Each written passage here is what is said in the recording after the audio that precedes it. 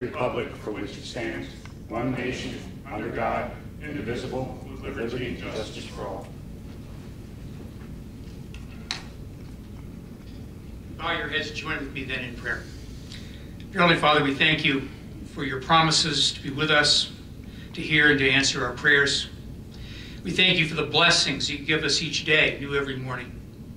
We ask your specific blessing this evening upon our nation, our state, and especially our township and our community here in Gloucester Township, that you would be a blessing to us.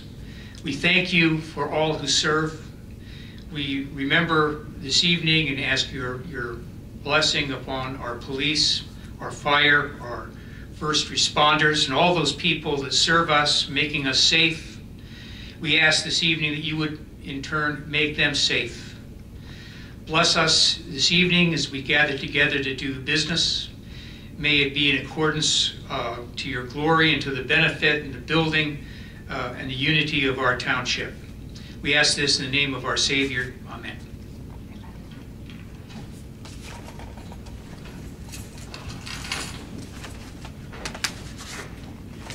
Thank you, Pastor.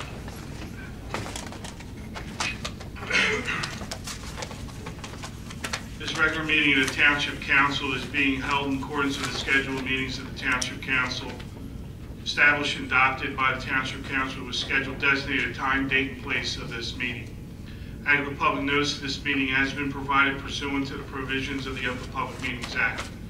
Where you use electronic amplifying recording device in order to obtain audible and clear record, we request all those wishing to speak to be recognized and state your name and address directly into the microphone. The recording device is to be solely utilized by the Township Clerk's Office. This shall be the official record of Township Council meetings. Roll call, please. Mr. Hutchison, Mr. Schmidt, Mr. Seiler. Mr. Seiler is ill. Mrs. Strado. Here. Mrs. Winters. Here. Mr. Mercado. Present. Mr. Bianchini. Present. Frank Schmidt contacted me last night. They could not be here today. Okay. Thank you. Mr. Lechner. Here. Chief Earl. Here. Mr. Carlemere. Here. Mr. Parks. Here. Mr. Champion. Here. Thank you. We'll now have the first public portion. Who wishes to speak on any agenda items only, please raise your hand, come to the microphone. Ray?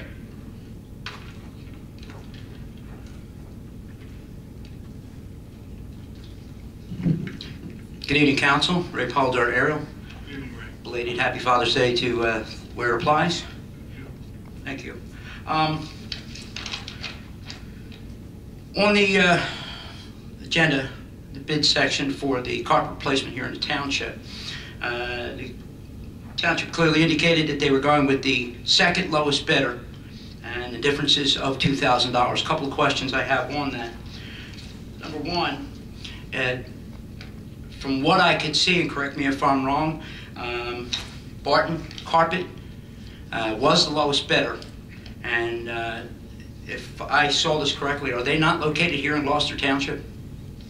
I reviewed the bids when they came in after Public Works, and they came to me for particulars on legalities. The low bidder, by statute, all bids are to have a 10% bid bond. His bid bond was a certified check for 3%. Bids are also to have a consent of surety because they're required to do a performance bond. If they get the award of the contracts, we have a consent of surety, which is a company that says we will post the performance bond. His bid did not have a performance bond or a consent of surety. The bid bond is not a waivable item that you can waive for deficiency. Okay. When the request for that bid had gone out, was that specific in that request for that? Yes. And they said, okay. Okay. And it required a consent of surety. All right. Again, my question, though, to clarify in my question, was Barton Carpet a local Gloucester Township business? I don't know. Do you know that? I can't answer that when I'm looking at, there were 3 or 4 or 5 bidders that I looked at. I don't recall what their address was. You know, Tom? Nationwide, I know Nationwide. Nationwide is, but Nationwide? I don't know about We know Barton. about Barton. And we know that the other firm that we are accepting the bid from is not from Gloucester Township. Is that correct? Might not be, I'm not sure, but they they qualified as far as the legal and my communication with Public Works as they met the requirements of the specs. Now, there's nothing in the specs that says they have to be from Gloucester Township or the state or any of that, am I correct? That's correct. And again, I'm only asking, as far as the criteria, I get that, but would it not be in our best interest, when applicable and when it's doable, to look for these bids from Gloucester Township?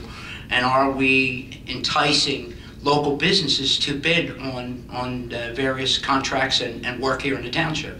Well, Ray, I would think we all would agree that if the business in town would qualify, then we would love to have them do the work. However, and correct if I'm wrong, Tom or Dave, I don't think we can limit it to just people in the town. No, cannot. I mean, I agree with you. I mean, it would be nice, but we just can't do that at this point. Mr. President, qualified responsible bidder. Warren Carpenter is on ground for it. Okay, thank you. Thank you. Thank you. Thank you, Ray. Yeah, Pete, yes.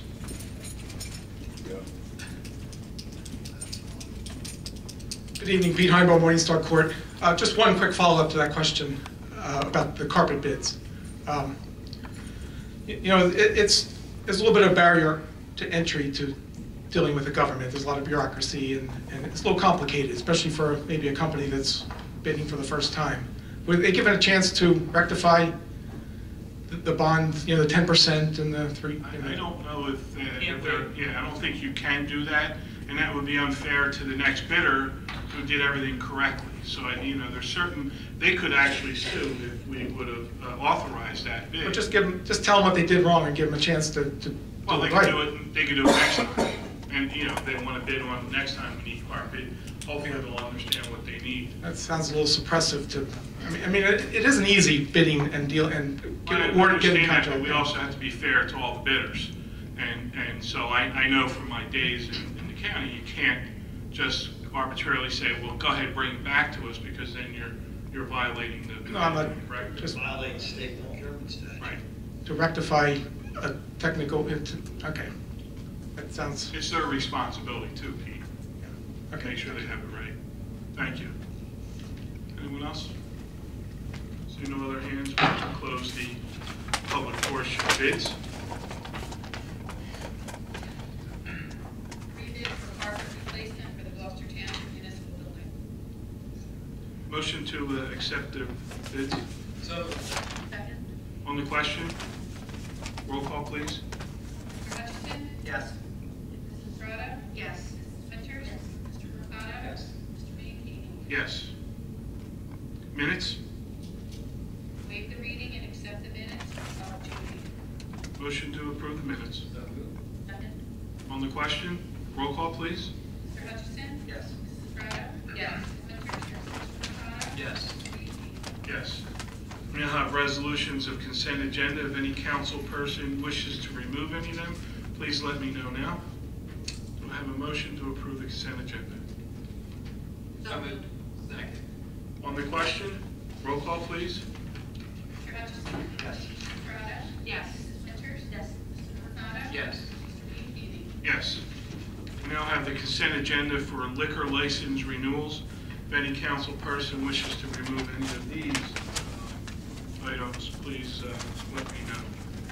I just wanted to let you know, this is the way we must do them from now on. The state has changed their procedure, so we used to put these on 3 separate resolutions, and now each club, distribution and consumption have to have their own resolution. So that's why there's so many. Okay. But from a consent agenda, someone needs Right. to remove them for Right. conflict of interest.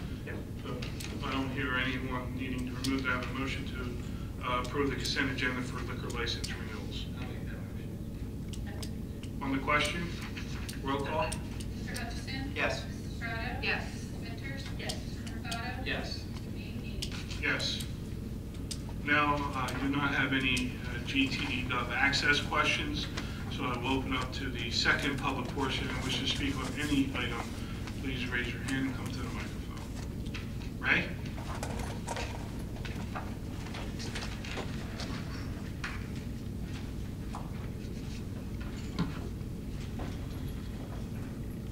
Ray Paldo, Ariel. First, I want to say that before I came to the council meeting tonight, I stopped up the school board meeting. Mr. Bianchini, I know that this is your last term on council, and I want to pay you a very heartfelt compliment. When the clock started here, there was some little bit of turmoil and discussion on that, and I think you've done an outstanding job allowing people to speak with respect to that clock. At the school board, it doesn't work as much that way, and one of the other reasons that Joanne and other folks have noted that you guys should see what else goes on in this township. Mr. Mercado gets an opportunity once in a while when a council meeting is not on the same night as the school board. But when the buzzer goes off, you have to sit down. They look around, see if anybody else needs to speak, and then they make you stand up, reintroduce yourself. They will cut you off in the middle of a sentence. It's a circus. It's a joke. It got fun here for a little while, but that's a joke. That's just an absolute circus. And I think it's very admirable that you allow people to come up and speak, whether you agree or disagree, and how that is done. That being said, on the agenda for the school board is a topic which is something near and dear to my heart, is the conflict of two public meetings on the same evening. We've had that discussion with Mr. Carlemere included. We can't tell them when to meet, can't tell them when not to meet, but maybe it is in one body's best interest to move a meeting. Well, it was on their agenda for what night of the week they would meet, and even in the middle of the opinion and comment that someone was making, you sit down, look around, get up, and you have to reintroduce yourself on that comment. But I think it would do some folks on council good to get an eyeball of what goes on at a school board meeting, because even though there's been some turmoil at this meeting, it's just absolutely ridiculous. It's a circus. And again, a compliment to you, Mr. Bianchini, as to how you conduct these meetings and allow people to speak their minds and only clack the hammer when it's absolutely necessary. So it's greatly appreciated. Thank you, Ray. Anyone else? Pete?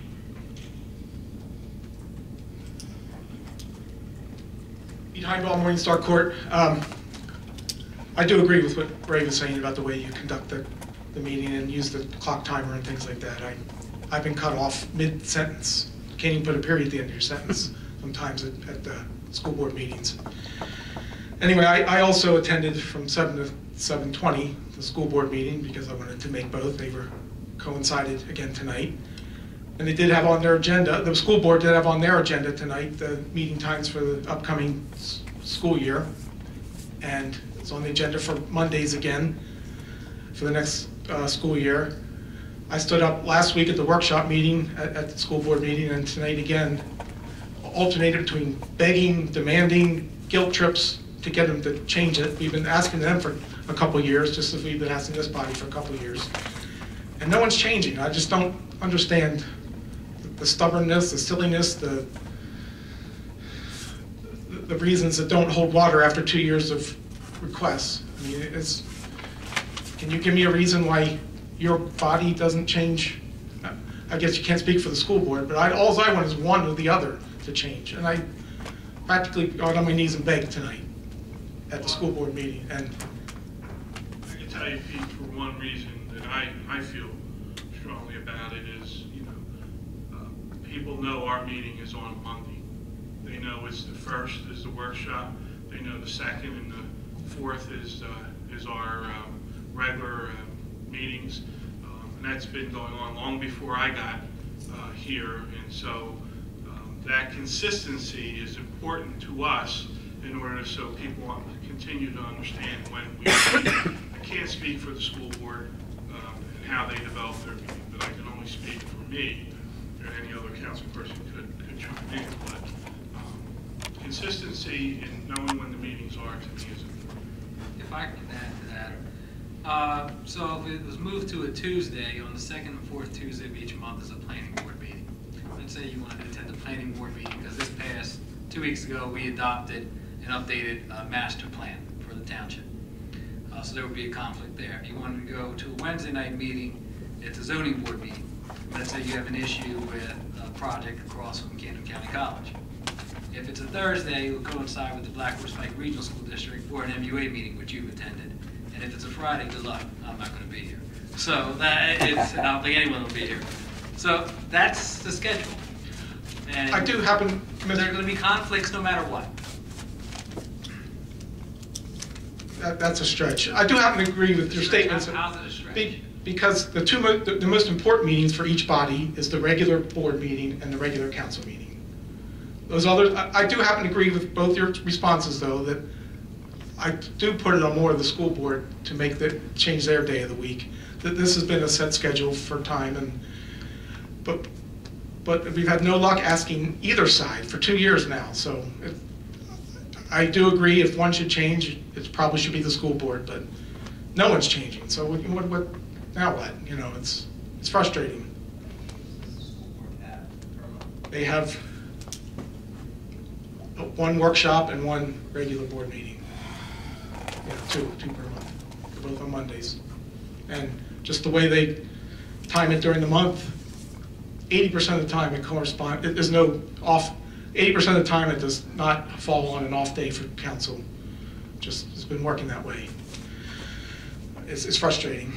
And related to that, related to all these meeting times, the last few months when I've been frustrated with some of the actions of the Gloucester Township Municipal Utilities Authority, one of my comments to you, Mr. Bianchini, was, why is it that a resident needs to bring these forward? Why isn't it that the township governing body isn't taking more of an effort to uncover some of these issues that I was bringing up?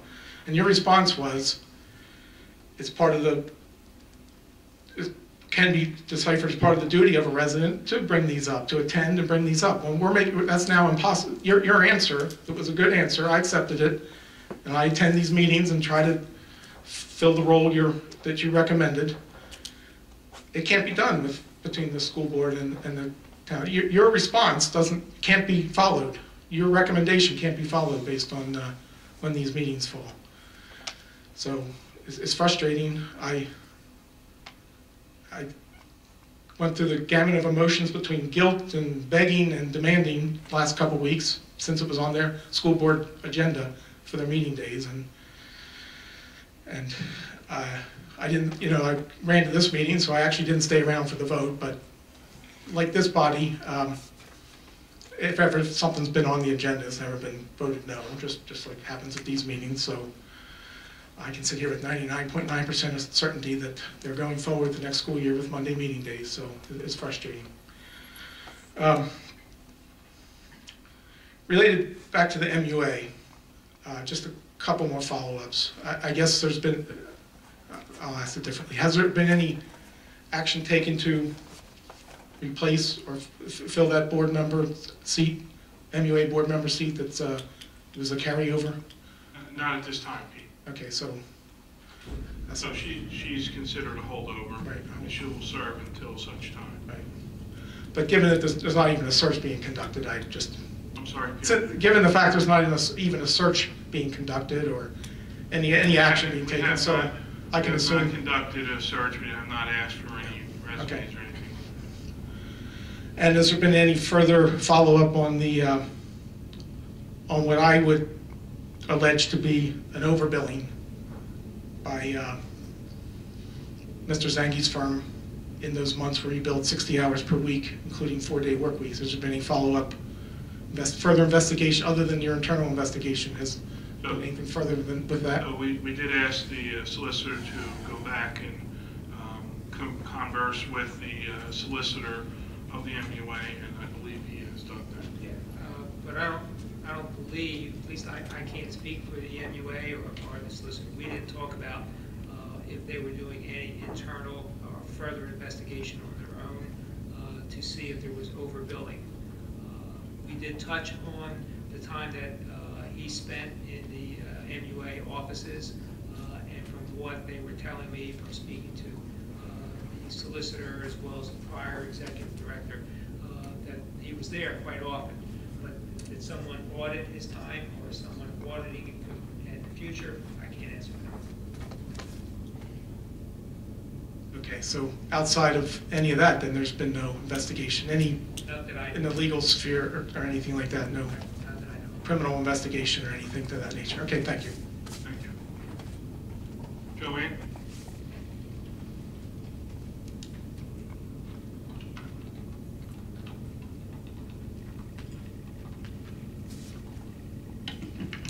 Joanne Carr, Timber Birch.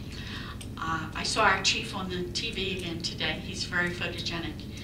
And he gets a lot of airtime because we're a big town and we have a lot of things going on, but also because our police department is so proactive and has so many innovative ideas that they push. And it's nice to see. A couple of weeks ago, another sick person took fire on a Dallas police department, and he used an armored vehicle. And it just posed a question in my mind, with all of the vehicles that we have and everything that our police need, has any consideration been given or a protocol put in place as to what to do with these vehicles when we no longer want them? How will we dispose of them so that no sick person gets them?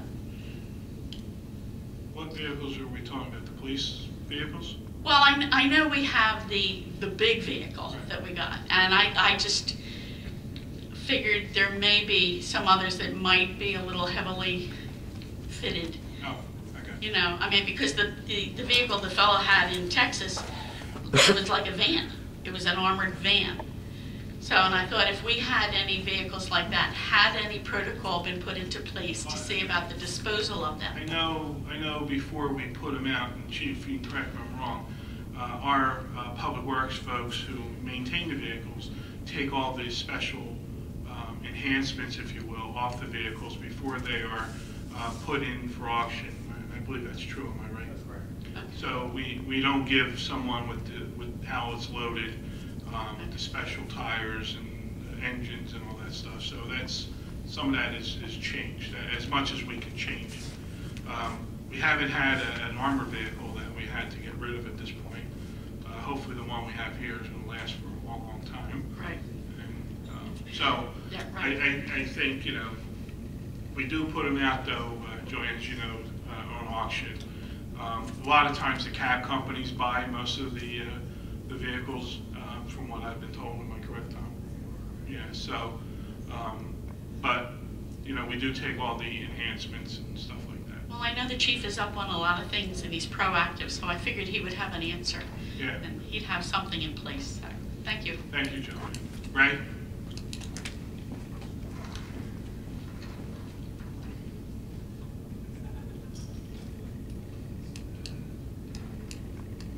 Ray Paldora, Ariel. I wanted to follow up on the conversation Mr. Heinball was having with the conflicting schedules. Not that I follow up on the planning or zoning, but there are occasions when the planning board or the zoning board may not have anything on the agenda, may postpone a meeting, reschedule a meeting. There's not a great deal of consistency as there is with council, and I agree. There's security in knowing that, you know, if you're into regular meetings, to second and fourth. I find the workshops a little boring, so I stay away from that. In that, this has the greatest amount of consistency, and Pete's request and recommendation of the school board, which has really no consistency at all, which Monday they meet. And if I'm going to follow up on the comment about tonight's meeting, they meet at various schools at different times, sort of like a traveling circus, pardon the pun. But they surely could make that a little simpler. I also had one other question regarding what our townships were aware of any change in the shared service agreement, solid waste with the other municipalities. What is your knowledge to what changes are being introduced and implemented that affects Gloucester Township and the residents? Tom, can you comment? That's not a shared service, it's a cooperative purchasing agreement. Cherry Hill is the lead agency. There are several municipalities participating. Gloucester Township is the largest Winslow is participating, Pine Hill is participating, and Merchantville is participating. And the reason they're all going for a cooperative purchasing agreement is because of the economies of scale, and the fact that each one of the 5 towns their agreements are expiring on December 31st, 2015. So there will be bids coming in and being opened shortly. They are very complex. They involve each individual town receiving a bid by themselves. They involve bids for automated service. The bid document is about that thick. So I don't have an answer for you at this point because I don't know what's coming in, and until those bids are reviewed, we won't know what direction we're going in. So, On the, excuse me, the cooperative gives flexibility to each town. it does. I just want to make sure we all understand that. Okay. Amongst them, you said the cooperative in purchasing. Now, service is a purchasing. You're purchasing a service from Republic or whomever may be awarded that. Anything else that our township knows, what else would be purchased that would make a significant difference in our township? In terms of other services? Items, service, the way service is rendered.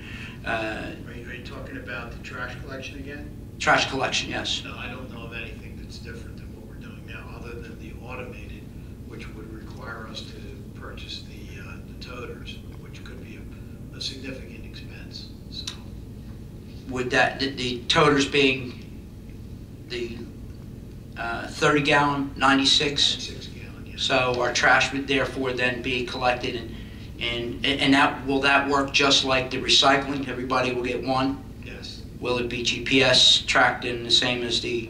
yes. Okay. With the significance difference being, now we're talking about a 96-gallon container of heavy trash, not lightweight cardboard, plastic, and Yeah, aluminum. that's an option. The other option will be the service as it is now. Okay. Cherry Hill has it on their agenda, and it's readily available online, that Cherry Hill is taking the lead. The head of the Public Works is accepting the bids for this. That being the case, if that purchasing cooperative does go towards that option of these cans and decides for all the municipalities involved, will that mean that Gloucester Township will answer to the request of Cherry Hill, whereas a 96-gallon can will be distributed to all in Gloucester Township, and this body will not weigh in on that once that bidding process begins? Our decision and each decision of each of the 5 municipalities will be made independently based on our observations of the bids.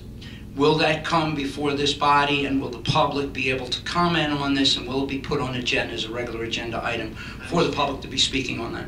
I understand this body will need to award a contract, so yes, it will come before this body. Okay, will it be pretty much clear at that point, the details of that agreement and what details, including if it's still Republic, if it's still, is it going to be automated pickup, is it going to be standard cans? Everything will be detailed so the public will understand. As the township's qualified purchasing agent, I, along with the mayor, will make a recommendation to the governing body, along with Mr. Carlemere, as to what we feel is the best scenario for Gloucester Township. And it would just be my recommendation that we keep the language very simple, forget block and lot, oh, that's another thing, but keep it simple so that the people know exactly what's happening. I think that may have an impact on the seniors of this township, because you take a 96-gallon recycle bin out to the curb, it's not the same as taking out 96 gallons of heavy trash after rain, with the stink and the things that can accrue when somebody piles up the trash that high. It'd be great if we can keep aware. Like I said, Cherry Hill, the residents seem to be talking pretty much about it. And when I got the call, they asked what we were doing about it, and there wasn't much discussion here on that. So I appreciate the input. Thank you. Thank you. Anyone else? Seeing no other hands, we close the second public portion. Polling of directors and council, please. Director? Chief Earl? Carl here? Nothing to report. I want to thank everybody for coming out this evening and keep the prayers with Sam in mind.